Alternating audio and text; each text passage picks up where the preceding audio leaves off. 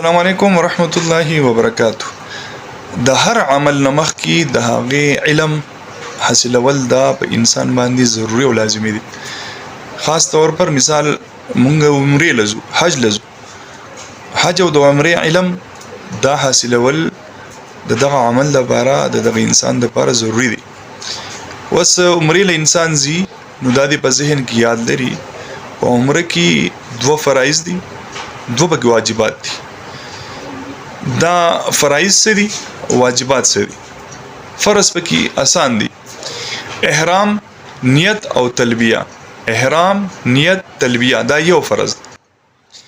دویم فرض د بیت الله شریف طواف کول، د حجر اسود استلام وکي او اوه چکره پوری شي، دا دویم فرض دی. د عمرې دا دوه فرایض دي. اول نیت کول، احرام تړل او تلبیه ویل، دا اولنې فرض دی. دا ټول دا درې وانه یو فرض دی. دویم فرض د بیت الله شریف د حجر اسود د استلام سره اوه چکرې وهل، دا فرایض دي.